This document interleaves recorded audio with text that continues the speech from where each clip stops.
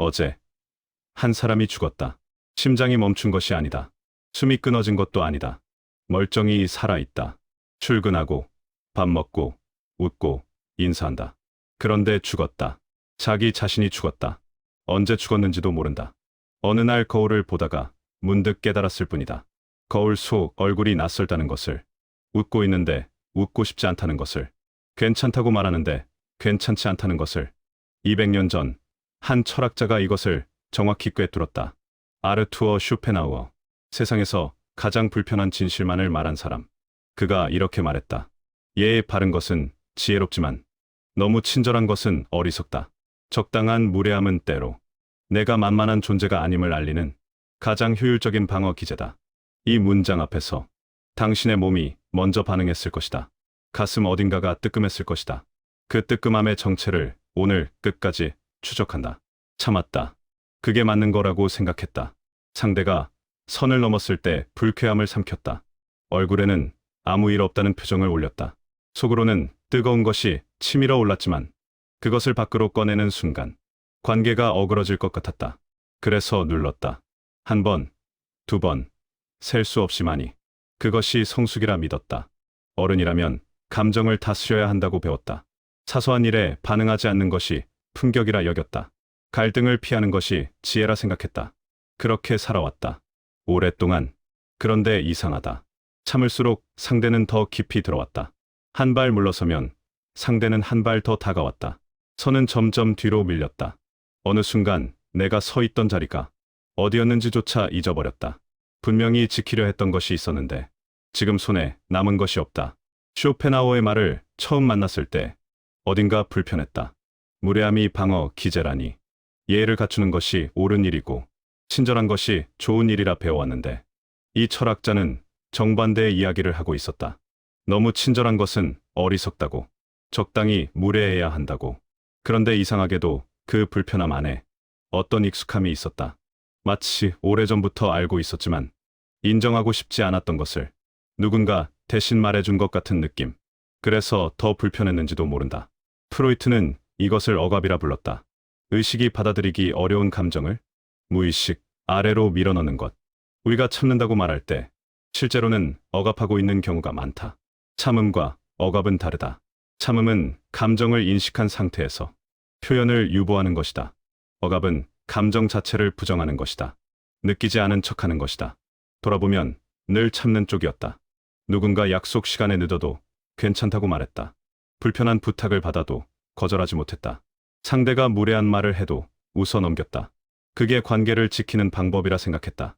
충돌을 피하면 평화가 유지된다고 믿었다. 그런데 정말 그랬을까? 충돌은 피했지만 평화가 찾아왔는지는 모르겠다. 겉으로는 조용했다. 아무 일도 일어나지 않은 것처럼 보였다. 하지만 안에서는 무언가 쌓이고 있었다. 말하지 못한 것, 표현하지 못한 것, 삼켜버린 감정들. 그것들이 어디로 갔겠는가? 사라진 것이 아니다. 그저 가라앉았을 뿐이다. 심리학에서 이것을 감정 부채라 부른다. 빚은 사라지지 않는다. 갚지 않으면 이자가 붙는다. 감정도 마찬가지다. 표현하지 않은 감정은 사라지지 않는다. 시간이 지날수록 무거워진다. 이자가 붙듯 변형된다. 분노가 우울로 바뀌고, 서운함이 무기력으로 바뀌고, 억울함이 자기혐오로 바뀐다. 가라앉은 것들은 무겁다. 보이지 않는다고 없는 것이 아니다. 어느 날 문득 그 무게가 느껴질 때가 있다. 별것 아닌 일에 갑자기 화가 치밀어 오를 때, 오래된 관계가 갑자기 지겨워질 때, 이유 없이 모든 것이 버거워질 때, 그때서야 깨닫는다. 참았던 것들이 사라진 게 아니었구나. 참는 것이 미덕이라 배웠다. 어디서부터 그렇게 배웠는지는 정확히 기억나지 않는다. 아마 아주 어릴 때부터였을 것이다. 부모님이 그렇게 말씀하셨을 수도 있고, 학교에서 그렇게 가르쳤을 수도 있다. 사회가 그렇게 요구했을 수도 있다. 어쨌든 어느 순간부터 참는 것은 좋은 것이 되어 있었다. 참을 인 자가 3번이면 살인도 면한다. 참으면 복이 온다. 화를 참는 사람이 어른이고 감정을 드러내는 사람은 미성숙하다. 이 관념이 뿌리 깊다. 동양에서만 그런 것이 아니다. 기독교 전통에서도 인내는 미덕이었고 스토아 철학에서도 감정의 절제를 가르쳤다. 에픽테토스는 말했다. 우리를 괴롭히는 것은 사건이 아니라 사건에 대한 우리의 판단이다. 마르쿠스 아우렐리우스는 말했다. 분노할 가치가 있는 일은 거의 없다. 맞는 말이다. 하지만 이 가르침에는 전제가 있다. 스토아 철학자들은 황제이거나 자유인이었다. 선택할 수 있는 위치에 있었다. 참는 것이 선택일 때 그것은 미덕이 될 수 있다. 하지만 참는 것이 유일한 방법일 때 그것은 미덕이 아니라 굴복이다. 쇼펜하우어는 다르게 말한다. 너무 친절한 것은 어리석다고. 참는 것이 항상 지혜로운 것은 아니라고. 때로는 불쾌함을 드러내는 것이, 선을 긋는 것이, 심지어 약간의 무례함을 보이는 것이 필요하다고. 이 말이 불편하게 느껴진다면 그 불편함의 정체가 무엇인지 생각해 볼 필요가 있다. 정말로 이 말이 틀렸기 때문에 불편한 것일까? 아니면 이 말이 맞을지도 모른다는 생각 때문에 불편한 것일까? 융은 이것을 그림자라 불렀다. 칼 구스타프 융. 인간의 무의식 깊은 곳에는 자신이 인정하고 싶지 않은 부분이 있다. 그것을 그림자라 했다. 우리가 참을 때 그 참음 아래 숨어 있는 분노, 그것이 그림자다. 우리가 웃을 때 그 웃음 아래 감춰진 서운함, 그것도 그림자다. 융은 말했다. 그림자를 의식하지 못하면 그것이 운명이 된다. 인정하지 않은 감정은 다른 형태로 되돌아온다.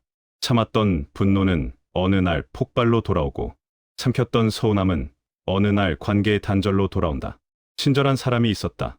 언제나 웃는 얼굴이었다. 누구에게나 다정했다. 부탁을 거절하는 법이 없었다. 힘든 일이 있어도 내색하지 않았다. 주변 사람들은 그를 좋은 사람이라 불렀다.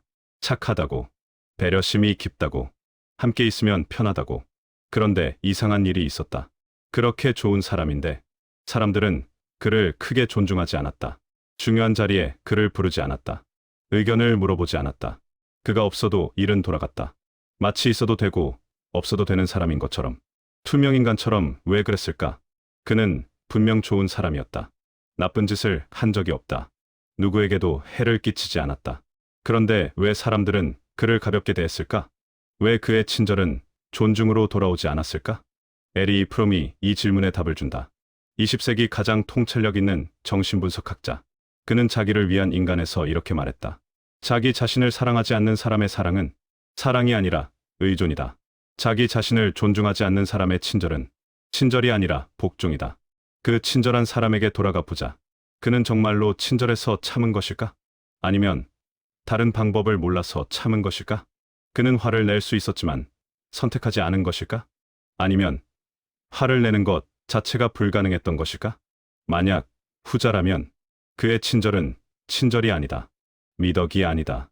선택이 아니다. 그저 무력함의 다른 이름일 뿐이다. 사람들은 본능적으로 안다. 이 사람이 선택해서 친절한 것인지, 다른 방법이 없어서 친절한 것인지. 힘이 있는 사람의 친절은 무게가 있다. 언제든 다르게 할 수 있지만 선택해서 친절한 것이기 때문이다. 그 친절 뒤에는 자존감이 있다. 경계가 있다. 넘을 수 없는 선이 있다. 그래서 그 친절이 진짜 친절로 느껴진다. 하지만 힘이 없는 사람의 친절은 가볍다. 어쩔 수 없어서 친절한 것처럼 보이기 때문이다. 그 친절 뒤에는 두려움이 있다. 불안이 있다. 자기 보호가 있다. 그래서 사람들은 그 친절을 존중하지 않는다. 오히려 이용한다. 니체가 이것을 가장 날카롭게 짚었다. 도덕의 계보에서 그는 물었다. 약자의 도덕은 진짜 도덕인가? 힘이 없는 자가 온순한 것을 미덕이라 부를 수 있는가? 양이 독수리를 미워하며 독수리가 아닌 것을 자랑스러워하는 것. 그것을 니체는 르상티망이라 불렀다. 원한의 감정. 니체의 말은 잔인하게 들릴 수 있다. 하지만 정확하다. 해칠 수 있는데 해치지 않는 것과 해칠 힘 자체가 없는 것은 본질적으로 다른 상태다. 전자는 선택이고 후자는 무력함이다. 전자는 존중받고 후자는 무시당한다. 쇼펜하우어가 말한 적당한 무례함이란 무엇일까? 막말을 하라는 뜻이 아니다. 예의를 버리라는 뜻도 아니다. 상대를 공격하라는 뜻은 더더욱 아니다. 그가 말한 무례함은 선을 긋는 것이다. 여기까지는 괜찮지만 여기서부터는 안 된다. 이것은 받아들일 수 있지만 저것은 받아들일 수 없다. 그 경계를 분명히 하는 것. 그것을 상대에게 알리는 것. 필요하다면 불편한 분위기를 감수하면서라도 그것이 무례하게 느껴질 수 있다. 상대 입장에서는 갑자기 벽을 만난 느낌일 수 있다. 이 사람이 왜 이러지? 하고 당황할 수도 있다. 하지만 그 당황함이 필요하다. 그래야 상대가 안다. 아, 이 사람은 선을 그을 수 있는 사람이네. 아무렇게나 대해도 되는 사람이 아니구나. 동물의 세계를 보면 이것이 더 선명하다. 사자는 평소에 느긋하다. 굳이 이빨을 드러내지 않는다. 으르렁거리지 않는다. 그런데 누군가 선을 넘으면 달라진다. 경고의 소리를 낸다. 이빨을 보여준다. 더 넘어오면 공격할 것이라는 신호를 보낸다. 그 신호가 중요하다. 사자가 늘 공격만 하는 것은 아니다. 대부분의 경우 경고만으로 충분하다. 상대가 물러나기 때문이다. 저 녀석은 건드리면 안 되겠구나 하고 판단하기 때문이다. 이빨을 보여주는 것만으로 싸움을 피할 수 있다. 그런데 만약 사자가 이빨을 보여주지 않는다면? 늘 순한 표정만 짓고 있다면? 누가 다가와도 피하기만 한다면? 상대는 이 사자를 만만하게 볼 것이다. 약하다고 생각할 것이다. 더 가까이 다가올 것이다. 결국 공격당할 것이다. 인간관계도 크게 다르지 않다. 물론 인간은 동물처럼 이빨로 싸우지 않는다. 하지만 보이지 않는 이빨은 있다. 불쾌함을 표현하는 능력, 거절할 수 있는 능력, 선을 긋고 지킬 수 있는 능력.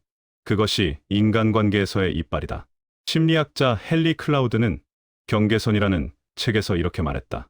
경계선은 내가 어디서 끝나고 다른 사람이 어디서 시작되는지를 알려주는 선이다. 경계선이 없으면 나는 사라진다. 다른 사람 안으로 녹아든다. 존재하지 않게 된다. 그 이빨을 한 번도 보여주지 않으면 상대는 당신에게 이빨이 없다고 생각한다. 당신이 이빨을 숨기고 있는 것인지 원래 없는 것인지 알 수 없다. 그래서 점점 더 가까이 온다. 점점 더 선을 넘는다. 당신이 물지 않을 것이라고 확신하기 때문이다. 여기서 중요한 질문이 생긴다. 나는 이빨을 숨기고 있는 것일까? 아니면 처음부터 없는 것일까? 참는다는 것은 할 수 있지만 하지 않는 것이다. 화를 낼 수 있지만 참는 것이다. 거절할 수 있지만 받아들이는 것이다. 선을 그을 수 있지만 넘어오게 두는 것이다. 이것은 선택이다. 능력이 있는 상태에서의 선택. 하지만 어떤 참음은 선택이 아니다. 화를 내는 방법을 모르는 것이다. 거절하는 법을 배우지 못한 것이다. 선을 긋는 것 자체가 두려운 것이다. 이것은 참음이 아니라 무력함이다. 이빨을 숨긴 것이 아니라 이빨 자체가 없는 것이다. 두 가지는 겉으로 보기에 비슷하다. 둘 다 화를 내지 않고, 둘 다 거절하지 않고, 둘 다 충돌을 피한다. 하지만 본질적으로 다르다. 선택으로서의 참음은 여유가 있다. 언제든 이빨을 드러낼 수 있다는 걸 스스로 알기 때문이다. 하지만 무력함으로서의 참음은 불안하다. 드러낼 이빨이 없다는 걸 스스로 알기 때문이다. 아들러 심리학이 여기서 중요한 열쇠를 준다. 알프레드 아들러, 프로이트, 융과 함께 심리학의 세 거인 중 하나. 아들러는 인간의 모든 행동에는 목적이 있다고 보았다. 과거의 상처가 원인이 아니라 현재의 목적이 행동을 결정한다고. 참는 사람의 목적은 무엇일까? 아들러식으로 묻는다면 당신은 왜 참는가? 과거의 상처를 받아서? 아니다. 지금 갈등을 피하고 싶어서다. 지금 미움받고 싶지 않아서다. 지금 관계가 깨지는 것이 두려워서다. 아들러는 이것을 용기의 문제로 보았다. 미움받을 용기. 그의 제자 기시미 이치로가 쓴 책의 제목이기도 하다. 미움받을 용기가 없으면 끊임없이 타인의 기대에 맞추게 된다. 타인의 기분을 살피게 된다. 자기 자신을 잃게 된다. 아들러는 또 말했다. 모든 고민은 대인관계의 고민이다. 그리고 대인관계의 고민 대부분은 과제의 분리가 되지 않기 때문에 생긴다. 과제의 분리란 나의 과제와 타인의 과제를 구분하는 것이다. 내가 선을 그었을 때 상대가 어떻게 느끼는가? 그것은 상대의 과제다. 나의 과제가 아니다. 내가 거절했을 때 상대가 나를 싫어하는가? 그것은 상대의 과제다. 나의 과제가 아니다. 이 구분을 하지 못하면 타인의 감정까지 내가 책임지게 된다. 끝없이 맞추게 된다. 끝없이 참게 된다. 끝없이 작아지게 된다. 쇼펜하우어로 돌아가자. 그는 인간의 의지에 대해 누구보다 깊이 사유한 사람이다. 그의 대표작 의지와 표상으로서의 세계에서 그는 이렇게 말했다. 세계의 본질은 맹목적 의지다. 이 의지는 끊임없이 무언가를 원한다. 채워지면 또 다른 것을 원한다. 영원히 만족하지 못한다. 인간관계에서도 마찬가지다. 상대의 의지는 끊임없이 확장하려 한다. 더 많은 것을 원한다. 더 많은 양보를 원한다. 더 많은 공간을 원한다. 이것이 악의에서 비롯된 것이 아니다. 의지의 본성이 그렇다. 그래서 경계가 필요하다. 경계는 의지의 확장을 멈추게 하는 장치다. 여기까지는 들어와도 좋지만 여기서부터는 안 된다는 벽이다. 그 벽이 없으면 상대의 의지는 끝없이 들어온다. 당신의 영역을 잠식한다. 쇼펜하워는 이것을 고슴도치의 비유로 설명했다. 겨울의 고슴도치들이 서로의 체온을 나누려 가까이 모인다. 하지만 너무 가까이 가면 서로의 가시에 찔린다. 너무 멀면 춥고 너무 가까우면 아프다. 적당한 거리. 그것이 관계의 핵심이다. 그 적당한 거리를 유지하려면 가시가 있어야 한다. 가시가 없으면 상대가 너무 가까이 온다. 아프지 않으니까, 찔리지 않으니까. 그래서 경계 없이 밀착한다. 가시를 가진 존재가 가시를 세우지 않는 것. 그것이 진정한 친밀이다. 가시가 없는 존재가 밀착하는 것. 그것은 친밀이 아니라 융합이다. 융합된 관계에서는 개인이 사라진다. 꼭 크게 싸울 필요는 없다. 조용히 말해도 된다. 그건 좀 불편해요. 그렇게 말씀하시면 기분이 좋지 않아요. 그건 제가 할 수 있는 일이 아닌 것 같아요. 이 정도로 충분할 때가 많다. 중요한 것은 말의 강도가 아니라 선을 긋는 행위 자체다. 그런데 왜 이것이 어려울까? 선을 긋는 것이 두렵기 때문이다. 그렇게 하면 상대가 나를 싫어할 것 같기 때문이다. 관계가 멀어질 것 같기 때문이다. 갈등이 생길 것 같기 때문이다. 그 갈등을 감당할 자신이 없기 때문이다. 존 볼비의 애착 이론이 이 두려움의 뿌리를 설명해준다. 인간은 태어날 때부터 타인과의 연결을 본능적으로 갈구한다. 이것은 생존의 문제다. 갓난아이에게 양육자와의 연결이 끊어지는 것은 곧 죽음이다. 이 본능은 성인이 되어도 사라지지 않는다. 관계가 끊어지는 것에 대한 두려움, 버림받는 것에 대한 공포, 이것은 합리적 판단이 아니라 생존 본능에 가까운 반응이다. 그래서 참는다. 지금 조금 불편한 것보다 관계가 깨지는 것이 더 두렵다. 지금 무시당하는 것보다 미움받는 것이 더 두렵다. 그래서 계속 물러선다. 계속 양보한다. 계속 삼킨다. 하지만 생각해보자. 그렇게 지켜낸 관계가 정말 의미 있는 관계일까? 나를 무시해도 되는 사람으로 취급하는 관계가 내가 지켜야 할 관계일까? 내가 계속 작아져야만 유지되는 관계가 정말 관계라고 부를 수 있을까? 사르트르가 존재와 무에서 말했다. 타인은 지옥이다. 이 유명한 문장은 종종 오해를 받는다. 사르트르가 말한 것은 타인 자체가 나쁘다는 것이 아니다. 타인의 시선에 갇힐 때 우리는 자유를 잃는다는 것이다.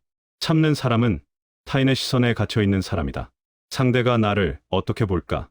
나쁜 사람으로 보지 않을까? 이기적인 사람으로 보지 않을까?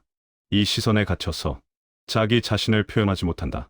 사르트르는 또 말했다. 인간은 자유를 선고받은 존재다. 우리는 선택할 수밖에 없다. 참는 것도 선택이다. 그리고 그 선택의 결과를 스스로 짊어져야 한다. 어쩌면 그것은 관계가 아니라 종속일지도 모른다. 연결이 아니라 복종일지도 모른다. 그런 것을 지키기 위해 계속 참는 것이 과연 현명한 일일까? 물론 쉽지 않다. 오랫동안 참아온 사람에게 갑자기 선을 그으라고 하는 것은 어렵다. 습관이 되어 있기 때문이다. 몸에 배어 있기 때문이다. 참는 것이 자동으로 일어나기 때문이다. 의식하기도 전에 이미 삼키고 있기 때문이다. 신경과학은 이것을 이렇게 설명한다. 반복된 행동은 뇌의 신경 경로를 강화한다. 참는 행동이 반복되면 뇌의 참는 경로가 굳어진다. 마치 숲속에 길이 나듯 자주 걸으면 길이 생기고 길이 생기면 그 길로만 걸게 된다. 하지만 새로운 길을 낼 수도 있다. 신경과 소성, 뇌는 죽을 때까지 변할 수 있다. 새로운 행동을 반복하면 새로운 경로가 만들어진다. 오래된 길이 사라지지는 않지만 새로운 길이 더 넓어질 수 있다. 그리고 두려움도 있다. 지금까지 그렇게 살아왔는데 갑자기 달라지면 주변에서 어떻게 볼까? 저 사람이 왜 저래? 하고 이상하게 생각하지 않을까?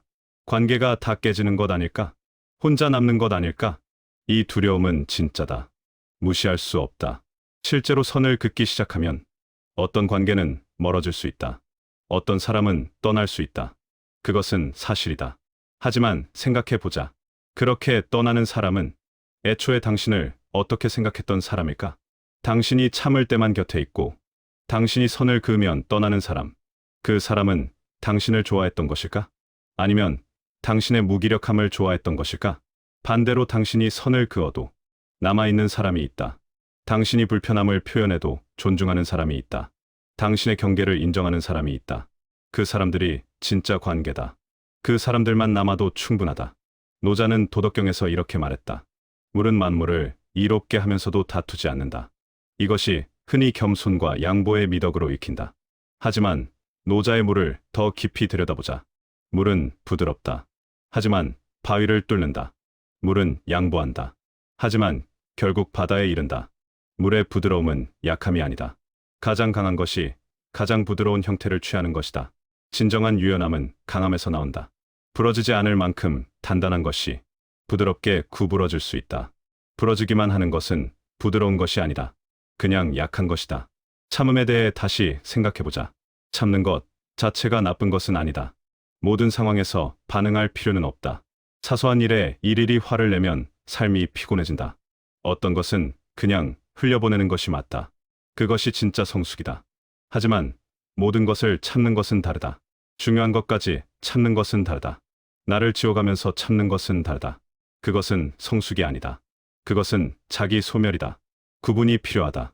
이것은 흘려보낼 수 있는 것인가? 아니면 반드시 말해야 하는 것인가? 이것을 참으면 나는 괜찮은가? 아니면 점점 작아지는가? 이것은 관계를 위한 양보인가? 아니면 나를 포기하는 것인가? 그 구분을 할 수 있어야 한다. 그리고 필요할 때는 말할 수 있어야 한다. 선을 그을 수 있어야 한다. 그것이 자기 자신을 지키는 것이다. 다시 쇼펜하우어의 말로 돌아가자. 예의 바른 것은 지혜롭지만 너무 친절한 것은 어리석다. 예의와 친절은 다르다. 이 구분이 핵심이다. 칸트가 이것을 철학적으로 명확히 했다. 이마누엘 칸트, 도덕, 철학의 거인. 칸트에게 예의란 보편적 법칙으로서의 도덕이다. 모든 사람에게 동일하게 적용되는 원칙, 상대를 수단이 아닌 목적으로 대하는 것. 이것은 선택이 아니라 의무다. 하지만 친절은 다르다. 칸트에게 친절은 불완전한 의무다. 베풀어야 할 때가 있지만 언제, 누구에게, 얼마만큼 베풀지는 개인의 판단에 달려 있다. 무조건적인 의무가 아니다. 예의는 상대를 존중하는 형식이다. 친절은 상대에게 호의를 베푸는 행위다. 예의는 유지하면서 친절은 조절할 수 있다. 둘을 구분해야 한다. 예의 바른 것은 좋다. 상대를 인격체로 대하는 것이다. 기본적인 존중을 표현하는 것이다. 이것은 언제나 필요하다. 하지만 친절은 다르다. 친절은 선택이어야 한다. 이 사람에게는 베풀고 저 사람에게는 베풀지 않을 수 있어야 한다. 이 상황에서는 베풀고 저 상황에서는 거둘 수 있어야 한다. 그래야 친절이 의미가 있다. 그래야 친절이 존중받는다. 모든 사람에게 모든 상황에서 베푸는 친절은 친절이 아니다. 그것은 습관이다. 반사작용이다. 자기보호 기제다. 그래서 가볍게 취급당한다. 행동경제학의 대가 된 에리얼리는 인간이 가치를 인식하는 방식에 대해 중요한 통찰을 주었다. 인간은 희소한 것에 가치를 느낀다. 누구에게나 쉽게 얻을 수 있는 것에는 가치를 느끼지 않는다. 사막에서 물 한 잔은 생명이다. 강가에서 물 한 잔은 아무것도 아니다.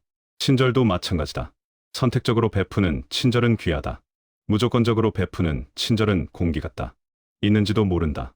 적당한 무례함이란 결국 자기 존중이다. 나는 아무렇게나 대해도 되는 사람이 아니라는 것. 나에게도 선이 있다는 것. 그 선을 넘으면 나는 반응할 것이라는 것. 그것을 상대에게 알리는 것이다. 그것이 무례하게 느껴질 수 있다. 상대 입장에서는 불편할 수 있다. 하지만 그 불편함은 당신이 책임질 것이 아니다. 상대가 선을 넘은 것이 원인이다. 당신은 그저 반응한 것뿐이다. 한두 건의 선택이 아니었다. 돌아보면 늘 같은 방식이었다. 불편해도 말하지 않았다. 싫어도 거절하지 않았다. 상대의 기분을 살폈고 갈등의 기미가 보이면 먼저 물러났다. 그것이 관계를 지키는 방법이라 생각했다. 평화를 유지하는 방법이라 믿었다.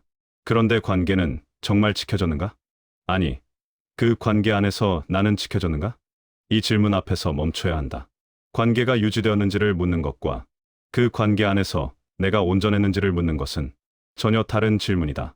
겉으로는 관계가 유지되었을 수 있다. 연락이 끊기지 않았을 수 있다.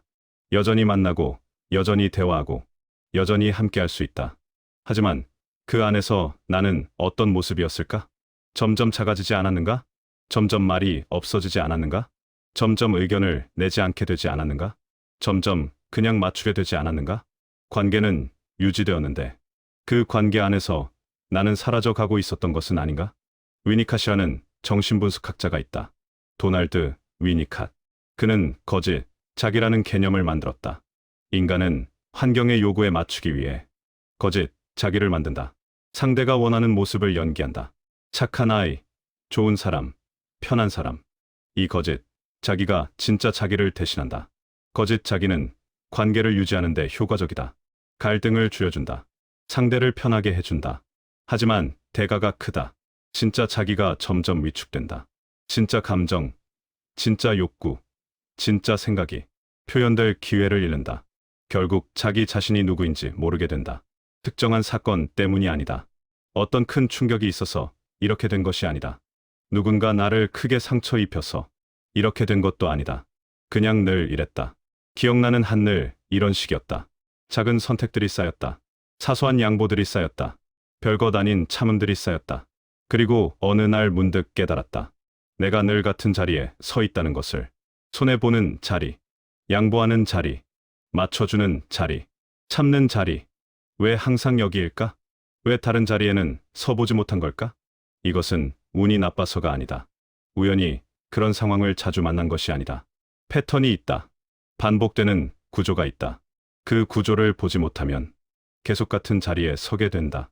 구조는 이렇다. 처음에는 친절이었다. 상대를 배려했다. 상대의 입장을 먼저 생각했다. 불편할 수 있겠다 싶으면 내가 양보했다. 힘들어 보이면 내가 도맡았다. 그것이 좋은 것이라 생각했다. 그런데 친절이 반복되면 충돌 회피가 된다. 한 번 양보하면 다음에도 양보하게 된다. 한 번 참으면 다음에도 참게 된다. 그것이 자연스러워진다. 습관이 된다. 의식하지 않아도 자동으로 물러서게 된다. 충돌을 회피하면 경계가 사라진다. 내가 물러서는 만큼 상대는 들어온다. 내가 양보하는 만큼 상대는 차지한다. 그러다 보면 어디까지가 나의 영역인지 모호해진다. 처음에 있던 선은 어느새 사라져 있다. 아니, 사라진 것이 아니라 계속 뒤로 밀려서 보이지 않게 된 것이다. 경계가 사라지면 존재감이 약해진다. 경계가 없다는 것은 나와 상대 사이에 구분이 없다는 것이다. 구분이 없으면 나의 고유한 것이 없다. 나의 의견, 나의 감정, 나의 욕구가 흩어진다. 상대의 것과 섞여버린다. 혹은 상대의 것에 가려져 버린다. 그래서 점점 투명해진다. 점점 없는 사람처럼 된다. 이 구조를 다른 각도에서 보자. 나의 의도는 무엇이었을까? 배려였다. 친절이었다. 상대를 불편하게 하고 싶지 않았다. 관계를 좋게 유지하고 싶었다. 갈등 없이 평화롭게 지내고 싶었다. 그런데 상대에게 전달된 것은 무엇이었을까? 상대는 나의 의도를 읽지 못한다. 상대가 보는 것은 나의 행동이다. 양보하는 것, 물러서는 것, 거절하지 않는 것, 불편해도 말하지 않는 것. 상대는 이것을 어떻게 해석했을까? 이 사람은 밀어도 된다. 상대가 의식적으로 그렇게 생각한 것이 아닐 수 있다. 악의가 있었던 것이 아닐 수 있다. 하지만 무의식적으로 그런 신호를 받아들였다. 사회심리학자 로버트 치알디니는 설득의 심리학에서 인간이 타인의 반응을 기준으로 행동 범위를 조절한다고 설명했다. 피드백이 없으면 행동은 점점 확대된다. 네거티브 피드백이 있으면 행동이 수정된다. 참는 사람은 상대에게 피드백을 주지 않는 사람이다. 상대의 행동이 불편해도 반응하지 않으니 상대는 자기 행동에 문제가 없다고 판단한다. 그래서 더 밀고 들어온다. 더 요구한다. 더 당연하게 대한다. 의도와 전달 사이에 간격이 있다. 나는 배려한다고 생각했지만 상대는 나를 만만하게 보게 되었다. 나는 관계를 지킨다고 생각했지만 상대는 나를 존중하지 않게 되었다. 나는 좋은 사람이 되려 했지만 상대에게 나는 그저 편한 사람이 되어 있었다. 좋은 사람과 편한 사람은 다르다. 이 차이가 중요하다. 좋은 사람은 존중받는다. 그 사람의 시간, 감정, 의견이 소중하게 다뤄진다. 그 사람의 친절은 감사하게 받아들여진다. 그 사람이 베푼 것에 대한 보답이 있다. 편한 사람은 존중받지 못한다. 그 사람의 시간은 언제든 쓸 수 있는 것으로 여겨진다. 그 사람의 감정은 크게 신경 쓰지 않아도 되는 것으로 여겨진다. 그 사람의 친절은 당연한 것으로 여겨진다. 베풀어도 고마움을 느끼지 않는다. 오히려 더 요구한다. 왜 이런 차이가 생기는 걸까? 좋은 사람에게는 경계가 있다. 여기까지는 해주지만 여기서부터는 안 된다는 선이 있다. 그래서 그 사람의 친절은 선택으로 느껴진다. 해줄 수도 있고 안 해줄 수도 있는데 해주는 것으로 느껴진다. 그래서 감사하게 된다. 편한 사람에게는 경계가 없다. 어디까지 해주는지 알 수 없다. 아니, 어디까지든 해줄 것처럼 보인다. 그래서 그 사람의 친절은 당연한 것으로 느껴진다. 원래 이 사람은 이렇게 하는 사람으로 여겨진다. 선택이 아니라 본성으로 여겨진다. 그래서 감사하지 않게 된다. 공자는 이것을 간파한 사람이었다. 논어에서 누군가 물었다. 덕으로 원수를 갚아야 합니까? 공자가 답했다. 덕으로 원수를 갚으면 덕에는 무엇으로 갚겠는가? 고듬으로 원수를 갚고 덕으로 덕을 갚아라. 이직보원, 이덕보덕. 이 말이 시사하는 바가 크다. 공자조차 무조건적인 친절을 가르치지 않았다. 원수에게까지 덕을 베풀면 덕 자체가 가치를 잃는다. 구분이 있어야 한다. 그래야 덕이 의미를 갖는다. 같은 패턴이 반복된다. 친절하게 대한다. 상대가 당연하게 여긴다. 더 베푼다. 더 당연하게 여긴다. 억울해진다. 하지만 말하지 않는다. 참는다. 상대는 눈치채지 못한다. 더 요구한다. 더 억울해진다. 더 참는다. 이 바퀴가 계속 돈다. 그런데 잠깐, 누가 이 바퀴를 돌리고 있는 걸까? 상대일까? 아니다. 나다. 내가 친절을 베풀고, 내가 참고, 내가 말하지 않는다. 상대는 그저 반응할 뿐이다. 내가 주는 것을 받을 뿐이다. 바퀴를 돌리는 것은 나다. 이 사실이 불편할 수 있다.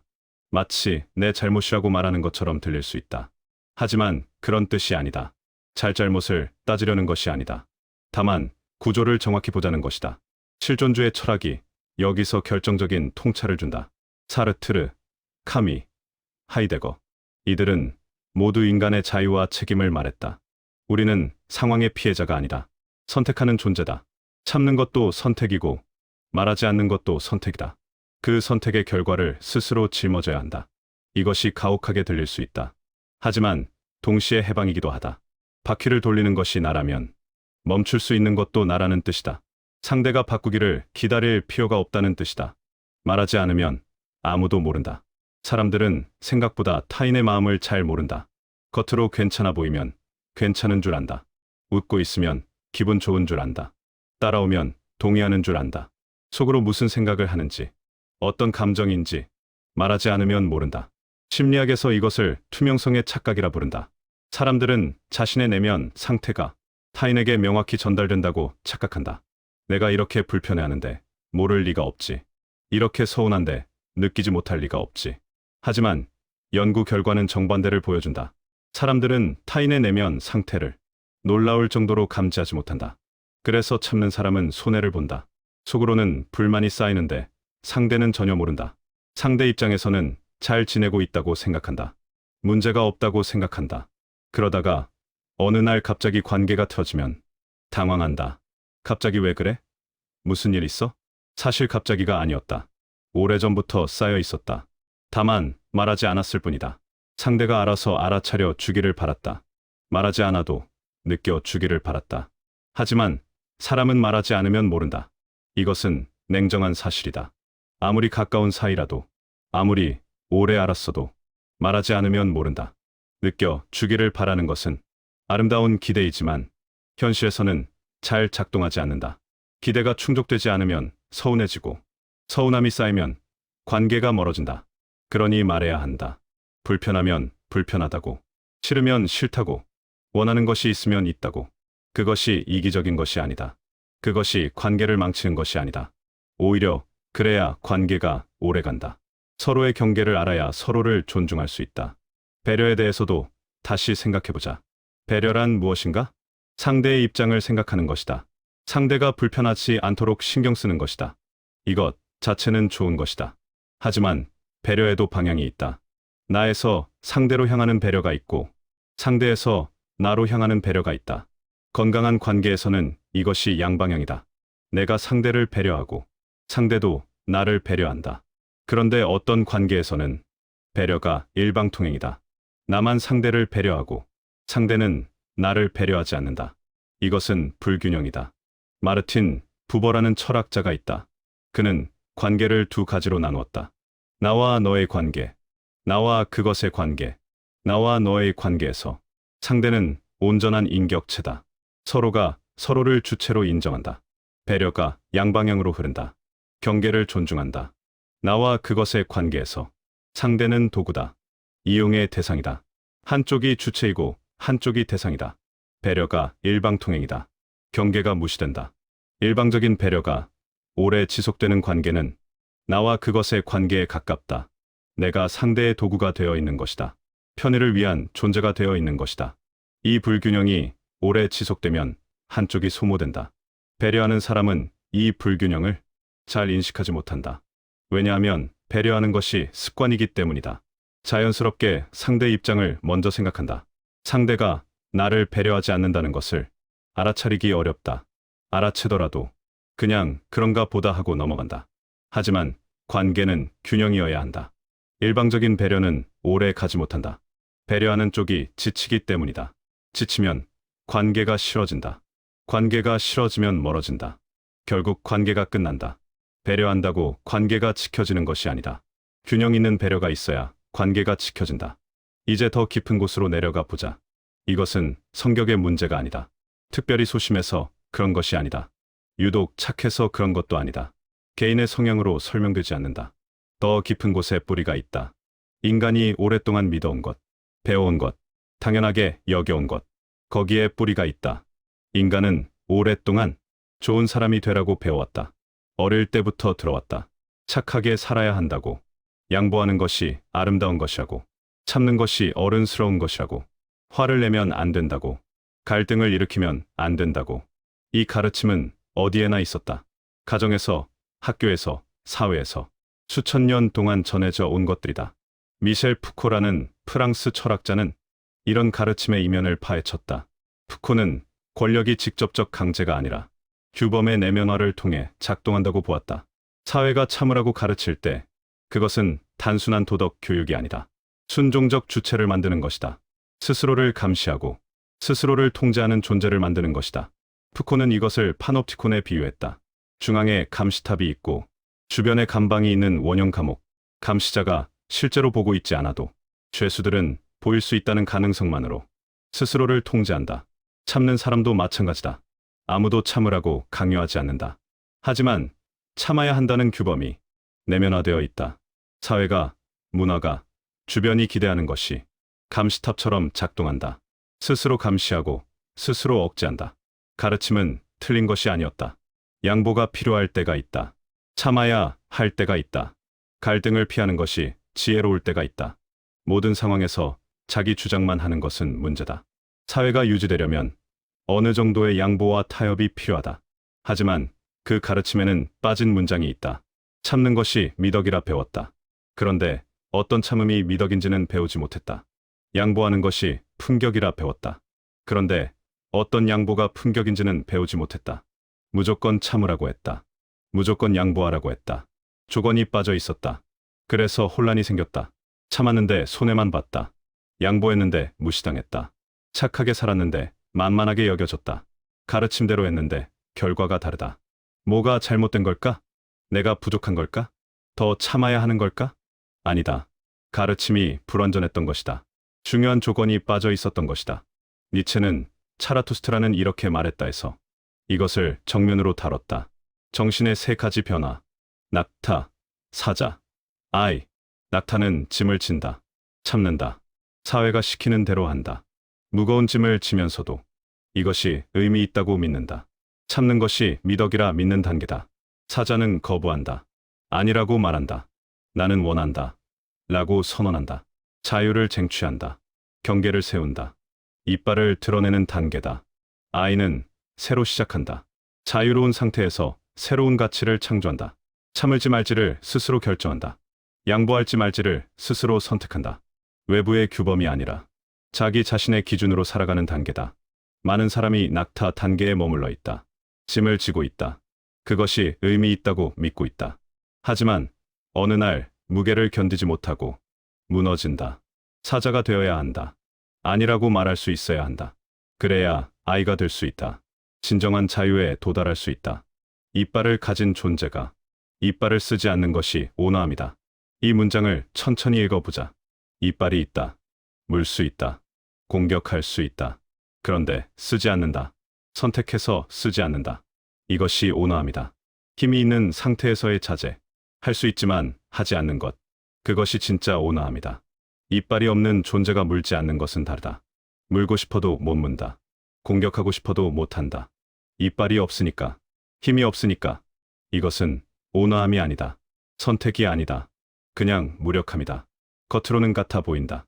둘 다 물지 않는다. 둘 다 공격하지 않는다. 둘 다 조용하다. 하지만 본질은 완전히 다르다. 하나는 선택이고 하나는 무력함이다. 하나는 존중받고 하나는 무시당한다. 사람들은 본능적으로 이 차이를 감지한다. 의식적으로 분석하지 않아도 느낀다.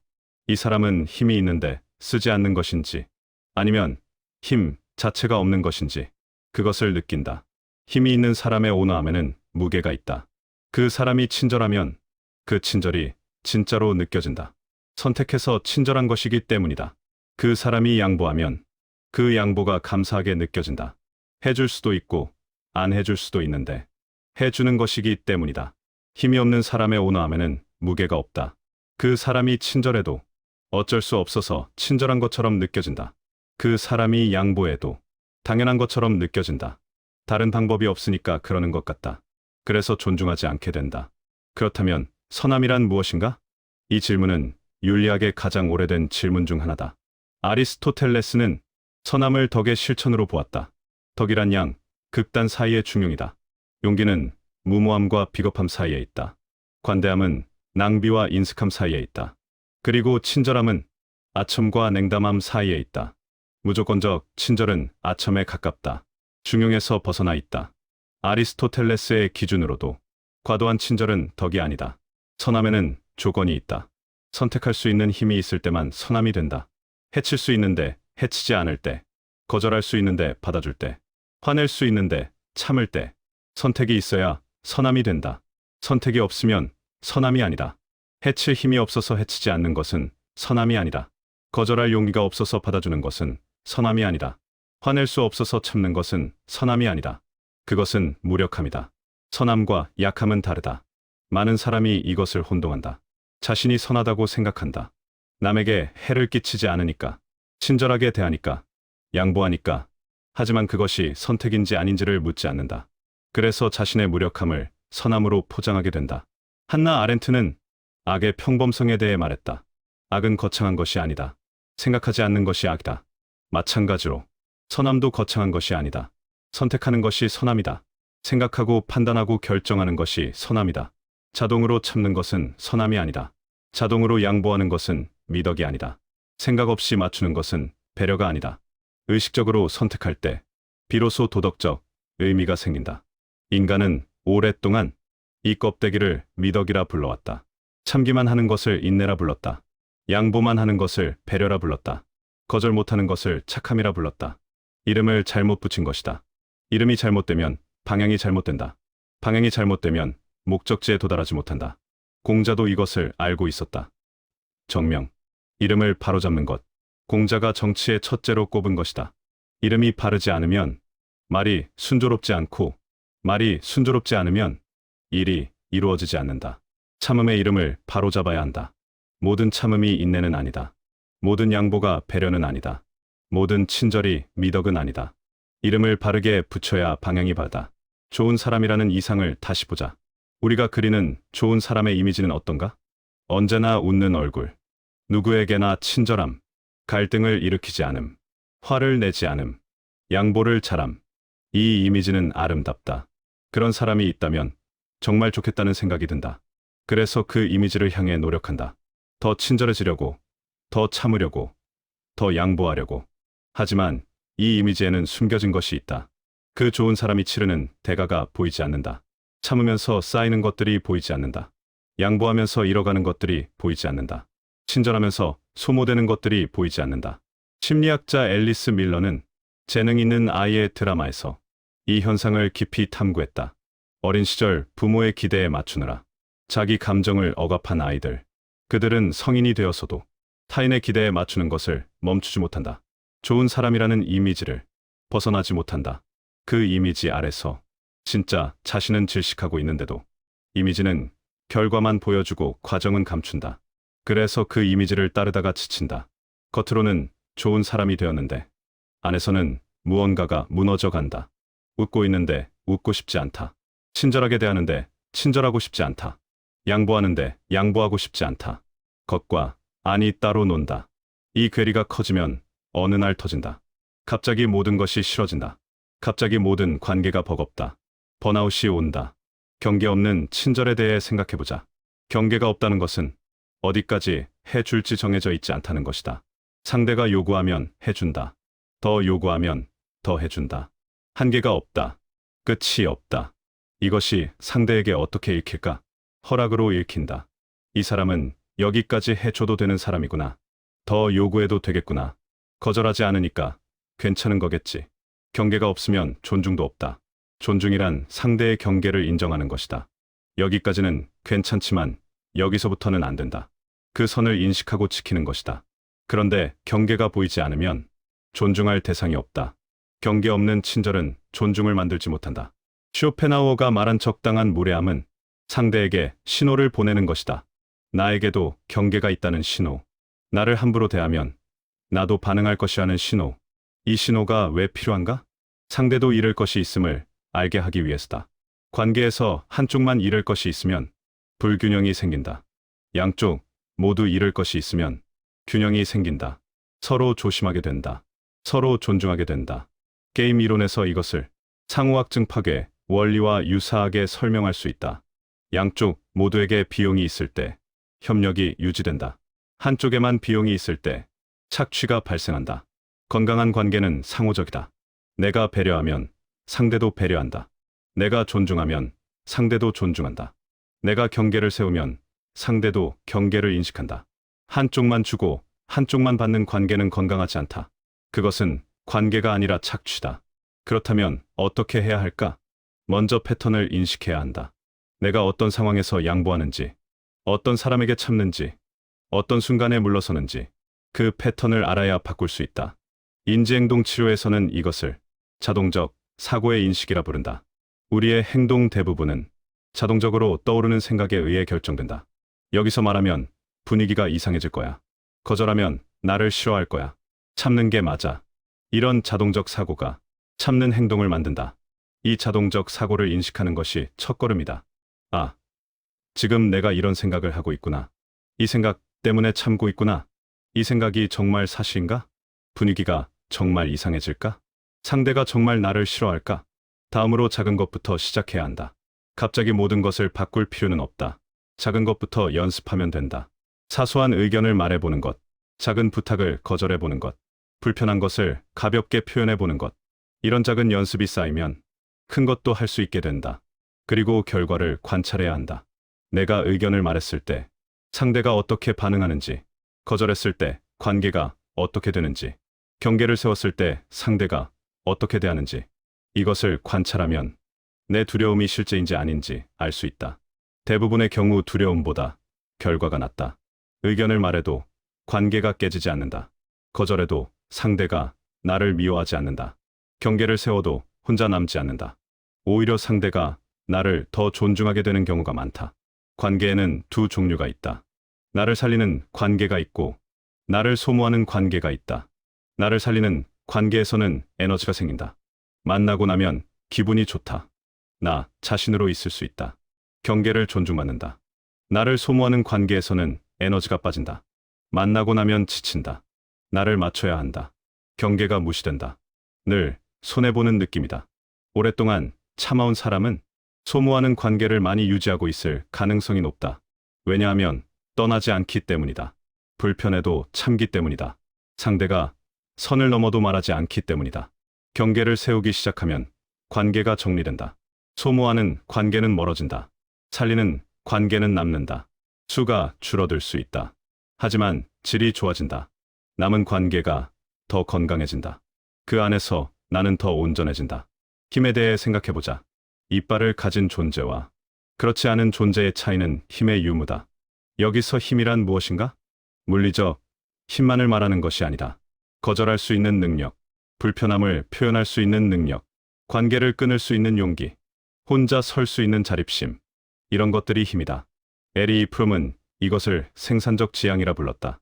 자기 안에서 힘을 길러내는 것, 타인에게 의존하지 않고 스스로 서는 것, 그것이 사랑의 전제 조건이라고 프롬은 보았다.